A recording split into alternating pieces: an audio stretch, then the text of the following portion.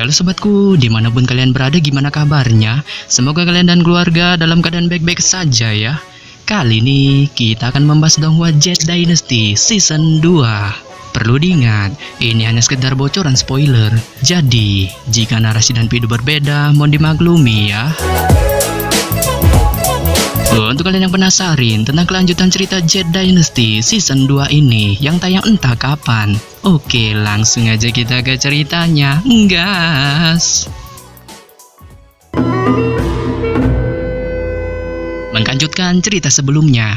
Setelah Raja Hantu melihat Xiaopan, si hantu Li mengetahui berita julid yang baru-baru ini terdengar di arah barat tentang sebuah harta langka yang akan lahir. Raja Hantu pun memberitahunya bahwa paksi kebenaran akan OTW pergi ke sana untuk merebut harta langka itu, termasuk juga paksi aliran iblis lainnya yang diantaranya adalah klan Wandu, sekte Hewan, serta Aula Changseng. Yang hal ini membuat Raja Hantu berniat mengirim Xiaopan untuk pergi ke sana agar tidak kalah saing terhadap paksi aliran kebenaran serta paksi aliran iblis lainnya yang kali ini berbondong-bondong menunjukkan keserakahan dan ketamakan mereka serta perpecahan antar paksi aliran iblis setelah pertarungan besar-besaran sewaktu menghadapi paksi aliran kebenaran. Yang hal ini menyebabkan perang antara paksi iblis akan terjadi selama perebutan harta langka ini. Saat ia menanyakan kepada Xiaopan tentang tanggapannya mengenai hal ini, serta paksi iblis mana yang akan disingkirkan terlebih dahulu.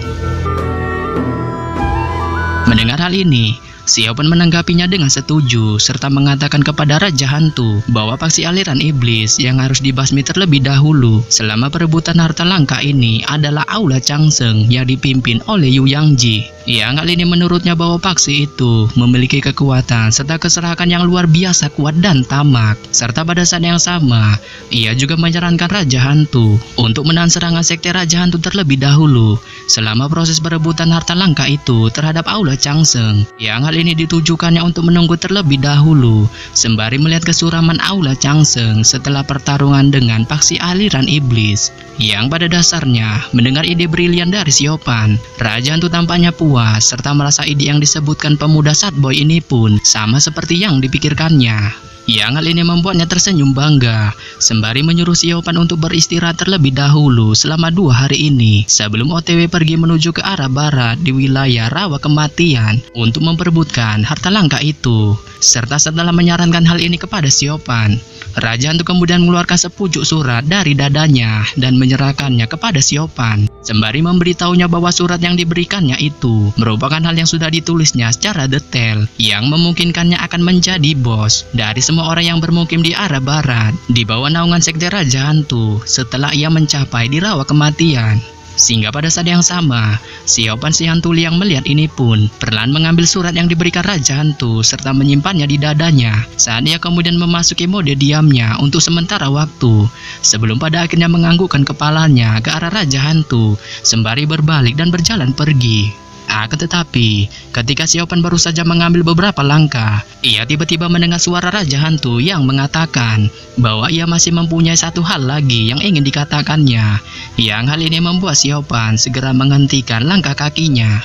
Dan setelah Xiaopan berhenti, suara Raja Hantu pun terdengar di belakangnya dengan menanyakan kepada Xiaopan tentang dirinya yang masih terus menjuluki sekte sucinya dengan sebutan sekte jahat. Saat Xiaopan yang mendengar ini tetap diam untuk waktu yang lama sebelum dengan dingin menjawab bahwa ia merasa selama 10 tahun ia join di sekte ini telah terjadi banyak perselisihan serta pertumpahan darah di sekte ini untuk saling menjatuhkan satu sama lain. Yang hal ini membuatnya menjuluki sekte suci Raja Hantu dengan sebutan sekte jahat. Saat ia merasa bagaimana dirinya bisa menyebutkan sekte suci dengan tindakan brutal yang mereka lakukan. Yang pada dasarnya mendengar hal ini, Raja Hantu tertawa keras serta menanyakan satu hal lagi kepada Xiaopan tentang perbandingan sekte brutalnya dengan sekte aliran kebenaran yang pernah ia singgahi waktu itu. Saat Xiaopan yang mendengar pertanyaan ini, spontan tubuhnya menjadi tremor hebat. Serta setelah beberapa saat, ia mengatakan bahwa hal-hal jahat yang dilakukan sekte Raja Hantu 11-12 dengan apa yang dilakukan sekte aliran kebenaran yang menurutnya lebih brutal dari apa yang dilakukan sekte Raja Hantu. Yang hal ini membuat Raja Hantu yang mendengarnya pun menatap Xiaopan dengan penuh kegirangan di wajahnya, sembari menanyakan kepadanya tentang salah satu sekte yang menurutnya bagus di antara sekte sucinya dengan sekte aliran kebenaran. Saat Xiaopan yang mendengar ini tidak menjawab sebiji pun pertanyaan dari Raja Hantu, dengan kondisinya tetap diam untuk waktu yang lama, serta mengangkat kepalanya untuk melihat ke langit. Sebelum pada akhirnya ia mengatakan bahwa ia tidak tahu tentang hal itu, saat dia kemudian berbalik dan berjalan pergi meninggalkan Raja Hantu. Setelah beristirahat ditambah rebahan selama 3 hari di Gunung Rubah yang megah, yang saat ini merupakan base camp Raja Hantu, Xiaopan Xiantuli kemudian meninggalkan tempat ini dan kemudian memulai misi terbarunya untuk menuju ke arah barat dengan monyet mata tiganya, yaitu Xiao Hui, dan selain itu ada juga Yego. Dan setelah Xiaopan DKK melakukan perjalanan selama 7 hari 7 malam, mereka pada akhirnya sampai ke wilayah barat di sekitar rawa kematian. Saat mereka akhirnya memasuki desa kecil tandus yang dijuluki sebagai Desa Big Uang atau biasa disebut dengan Desa Uang Besar. Sehingga pada saat yang sama, setelah Xiaopan DKK sampai di Desa Big Uang, mereka kemudian berdiri di pintu masuk desa serta melihat lalu lalang banyaknya manusia yang datang dan pergi. Serta berjalan lebih dalam ke desa ini, Yego melihat sekelilingnya serta menggumamkan sesuatu. Yang hal ini juga dirasakan Xiao Hui saat ia yang saat ini bersandar di bahu Xiaopan, merasa bersemangat dengan melihat banyaknya manusia di desa ini. Setelah melakukan perjalanan cukup lama tanpa menemukan sebiji pun manusia, saat Xiaopan yang melihat ini segera menepuk kepala monyet mata tiganya ini dengan senyuman, sembari terus menatap Yego yang terus mengecek seluruh tempat ini serta menanyakan kepadanya tentang apa yang dilakukannya. Yang pada dasarnya mendengar pertanyaan Xiaopan, Yego pun memberitahunya bahwa dirinya telah menemukan sebuah penginapan setelah berjalan begitu lama di tempat terkutuk ini. Yang hal ini membuatnya menyarankan kepada Xiaopan untuk beristirahat terlebih dahulu di penginapan yang ada di desa ini. Tetapi pada saat yang sama, Xiaopan yang melihat ini membantah semua perkataan Yego dengan merasa bahwa tempat ini tidak memiliki sebiji pun penginapan. Saat Yego yang mendengar ini segera terkejut terheran-heran. Yang hal ini membuat Xiaopan memberitahunya bahwa desa Big Wang ini merupakan desa termiskin yang merupakan tempat persinggahan bagi para praktisi yang memiliki kekuatan tersembunyi. Yang hal ini memungkinkan desa ini tidak memiliki sebuah penginapan dengan penduduk desanya yang rata-rata memiliki ekonomi yang rata-rata kismin. Beberapa saat ketika Xiaopan serta Yego masih merosting desa Big Wang, pada saat ini di jalan utama, mereka mendengar sebuah teriakan seseorang yang mengatakan bahwa ia bisa meramal nasib hidup seseorang 50 tahun ke depan. Yang hal ini membuat Xiaopan serta Yego tampak sedikit penasaran saat mereka segera menoleh untuk melihat ke arah sumber suara itu. Yang mana pada saat ini, di sisi lain jalan utama, sebuah meja dan kursi usang diletakkan di samping jalan, dengan sebuah tiang bambu yang menggantungkan sebuah spanduk yang bertuliskan 4 kata pemandu abadi. Serta pada saat ini, di samping tiang bambu itu, ada seorang pria tua dengan wajah keriputnya meneriakan marketing ramalannya. Dan saat ini di sampingnya juga, ada seorang wanita muda yang tampak mengantuk menyandarkan tubuhnya ke meja, yang ternyata kedua orang ini adalah kakek dan cucu peramal luntang-lantung yang kita lihat di episode terakhir sebelumnya, yang bernama Zhou Yixian serta Xiao Huan. Dan pada saat ini, kakek peramal Zhou Yixian terus menunjukkan teknik marketingnya di pinggir jalan, dengan terus menawarkan sebuah obat penangkal racun miliknya kepada semua praktisi yang lewat di desa Big Wang ini, yang menurut ramalannya akan terjadi suatu fenomena mengeluarnya gas beracun di rawa kematian. Yang hal ini membuatnya menjamin bahwa obat penangkal racun yang dijualnya ini akan melindungi para praktisi yang membelinya dari gas beracun jika mereka hendak OTW pergi ke rawa kematian.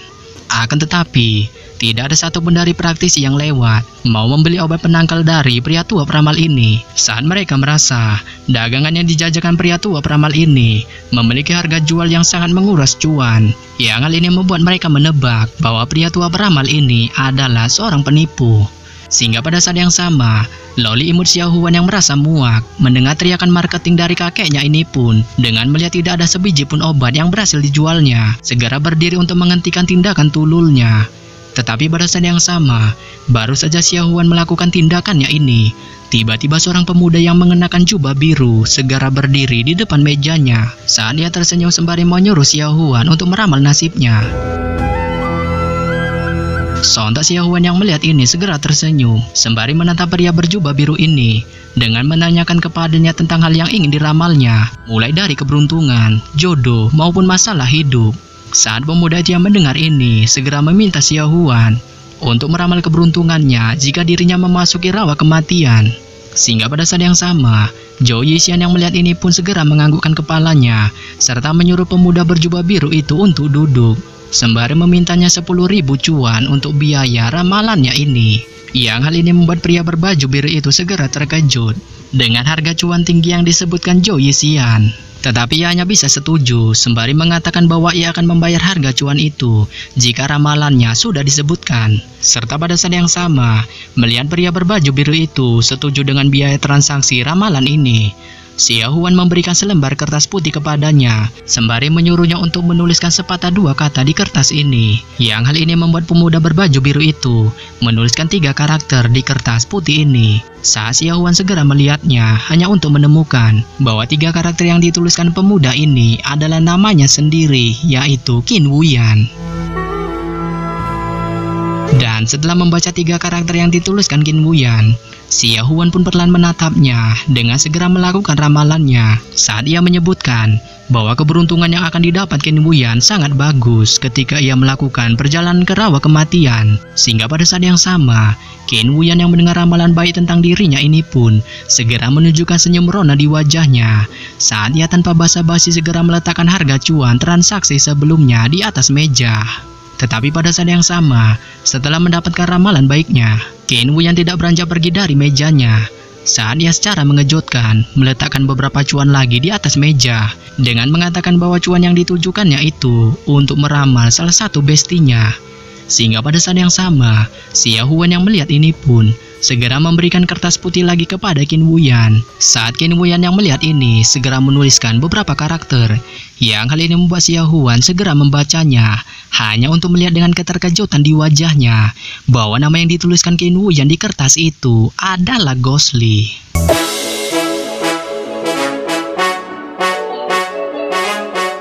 Yap.